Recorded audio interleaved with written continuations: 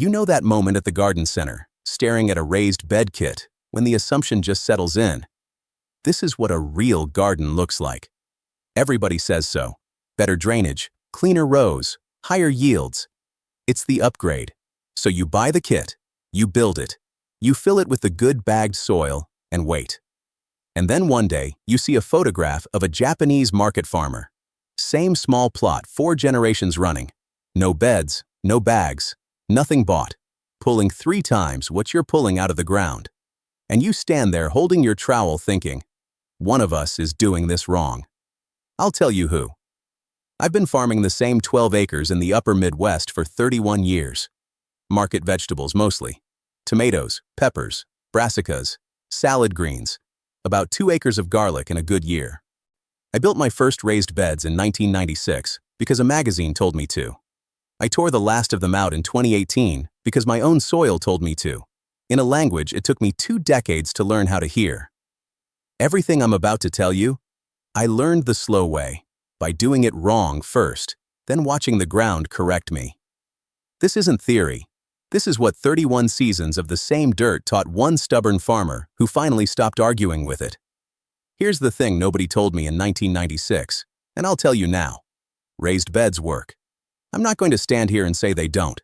They drain fast, they warm early, and the clean edges look like the pictures in the magazine. But raised beds are a workaround. They're not an upgrade. They solve problems your native soil should never have had in the first place. And they solve them by skipping past soil biology entirely instead of building it. You fill a box with trucked-in medium, and every spring you're starting from scratch on top of scratch. That feels like control.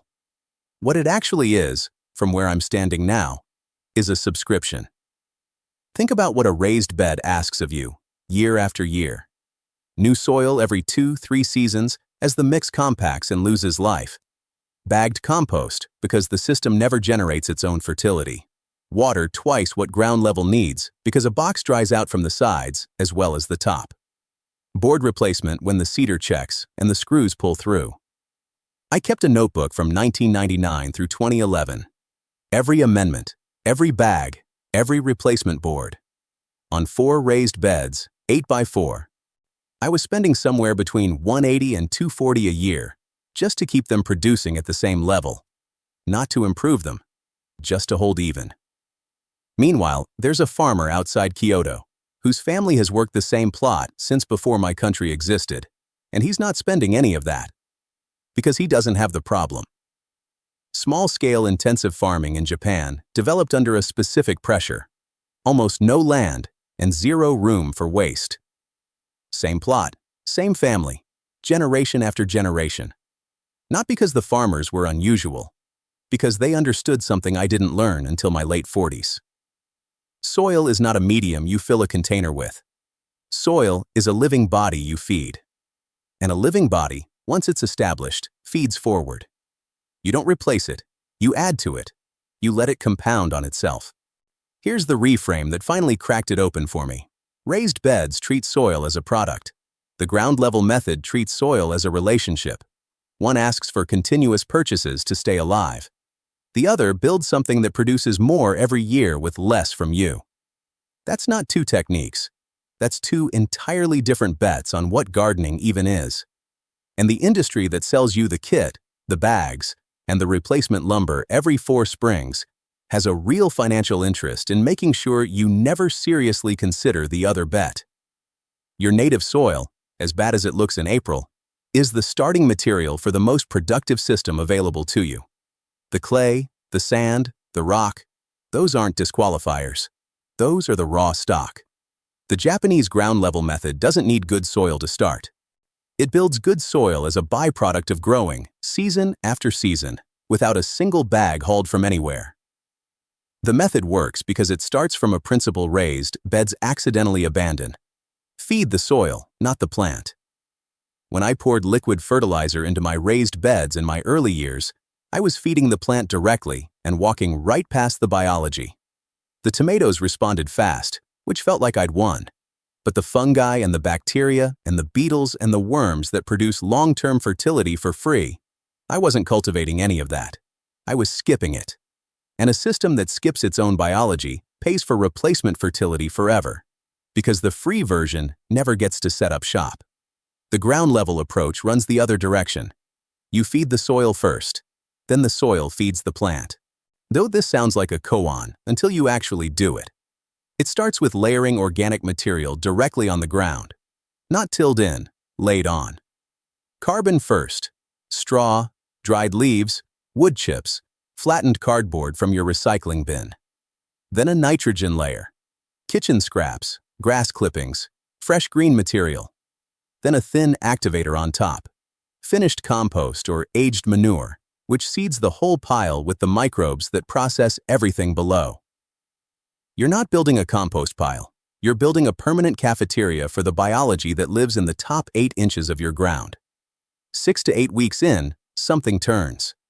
The material starts breaking down from underneath. Fungal threads, mycorrhizae, run through the layers and hook up with plant roots. Worms show up in numbers you won't believe until you see them.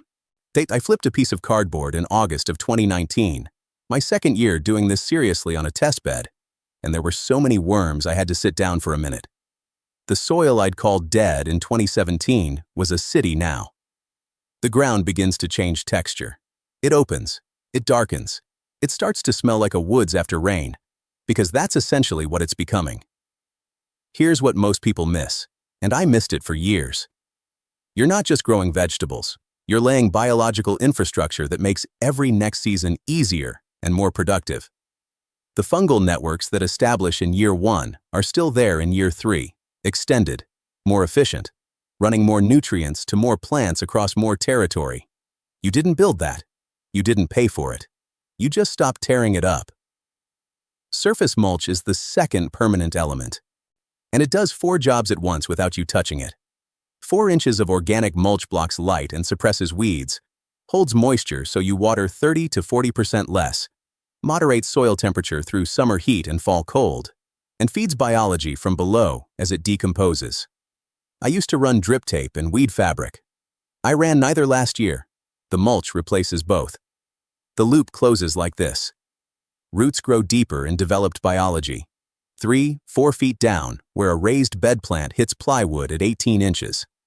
As they grow, they leak sugars into the soil that feed microbes that release nutrients. The plant picks back up. At season's end, you cut the spent plants at the soil line and leave the tops on the ground instead of hauling them off. The cycle continues. The soil gets richer. Your costs approach nothing. You stop fighting the ground. You enroll it. Now, you've got objections. I had them too. They deserve straight answers. First one I hear every time: my soil is clay. It's concrete in July. This method won't work here. I farm glacial clay loam that turns to brick in August if you let it bake. Clay isn't a disqualifier. It's the best starting condition you could ask for. Clay holds minerals and moisture better than sand. The problem with clay is structure, not fertility. And structure is exactly what layered organic material repairs over time, as biology opens channels, and organic matter changes the texture from within. The most productive plots in Japan weren't starting with loam either. They were starting with whatever the valley gave them. Second objection: without the walls, won't slugs and every pest in the county move in? It sounds logical. It isn't what happens. In a biologically live soil system, predator populations build right alongside the prey. Ground beetles, centipedes, spiders, toads, birds. My first slug year was rough. Spring of 2019, I lost about a third of a brassica planting. My second slug year was noticeable. My third, I stopped counting because the ground beetles had the situation in hand. Raised beds interrupt that balance by isolating the growing space. Ground level lets the whole web develop, and the pest pressure that feels brutal in year 1 settles into something you barely think about by year 3. Third objection, and this is the one that stops more people than the others: I don't have time to rebuild my whole system. Here's the honest answer: you're already spending that time. You're spending it hauling bagged soil from your trunk, replacing rotten boards every 4 springs, watering boxes that dry out twice as fast, buying amendments to cover what the system doesn't produce. The time isn't being saved by the raised bed. It's being spent on maintenance that feels like work but isn't building anything. This method front-loads 2 weekends of layering. Then it hands the work back to the biology. Which brings me to timeline, and I'll be straight with you because most people selling this method won't. Year 1 is the hardest. I won't pretend otherwise. You're establishing biology while it's still immature. Yields will be modest. I ran a side-by-side in 2018. One raised bed of determinate tomatoes. One ground-level bed, same size, same varieties. The raised bed won year 1 by about 15%. That's when most people quit and go back to bags. Don't. Every time you resist the urge to till or fertilize in year 1, you're compounding capital that will pay for the next decade. Year 2 is when the proof lands. The ground-level bed that lost in 2018 outproduced the raised bed in 2019 by around 40%. Same varieties, same spacing. The soil held moisture I could feel with my hand 3 days after rain. Worms everywhere. Weeds suppressed by established mulch. Year 3 is when it clicks and the work goes quiet. In 2020, I stopped buying amendments entirely. I added wood chips the arborist dropped free at the end of the driveway. I rotated crops. I harvested. That was the work. 20 minutes a week on active management. The rest of the time I was just watching it happen. 3 mistakes will kill this before it gets a chance to prove out. I've made all 3. The first is tilling to help. It feels productive. Breaking up compaction, working in amendments, making it look like a garden. What you're actually doing is shredding the fungal network that took months to build. Mycorrhizae are fragile. One pass with a tiller cuts them to nothing, and your biology resets. I tilled a section in 2017 because I got impatient, and it took 2 full seasons to recover to where the untilled section already was.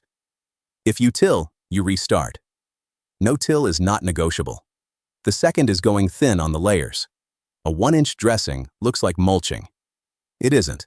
It dries out in 3 warm days. 4 to 6 inches is the floor. 8 inches is better your first year.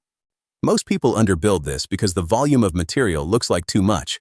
Until you understand you're not decorating the surface, you're building a permanent feeding system. The third is leaving soil bare through winter.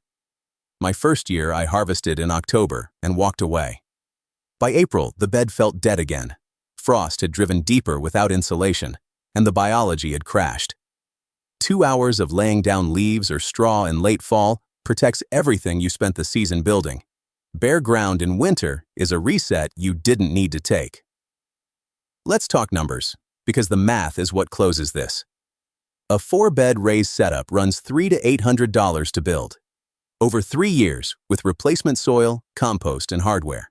You're at $600 to $1,500 before you count your time, or the gas to the garden center. The ground-level system in year 1 costs whatever you pay for straw bales and a tarp. The wood chips come free from any tree service in the county. They'd rather drop a load at your place than drive it to the dump. Cardboard is already in your recycling. My year 1 material cost in 2018 on 4 comparable beds was $31. Year 2 was 0. Year 3 was 0. It's still 0. That's the $0 part. Not aspirational. Actual. The 3 times more food figure comes from root depth. Raised bed roots bottom out at the plywood. Ground-level roots in developed biology run 3 to 4 feet down, into a volume of soil the boxed plant never touches. More root territory means more water, more minerals, more resilience when August hits 95 degrees and doesn't let up. My own plot, about 400 square feet of the market garden I converted first, moved over in 2018. Year 1 was modest. Year 2 proved it. Year 3, I stopped buying anything. Yields are higher than any year I ran on commercial mix, and my weekly time on those beds is about 1/3 of what it used to be. You're not going backward to something primitive. You're applying what Japanese farmers worked out empirically over 400 years, that soil biology is the engine, not the growing medium, and putting it to work in your own yard. No equipment, no subscription. Start 1 bed this season. Layer it deep. Don't till it. Come back in 90 days and turn over the top inch of mulch. What you find there will tell you everything the bagged soil industry has spent 40 years trying to keep you from figuring out. Then leave it alone through winter. Cover it. Come back in spring and watch what year 2 does. The farmers who worked the same ground for 4 generations weren't lucky. They were patient. Your next 10 years of gardens are being decided by what you do with your soil this season.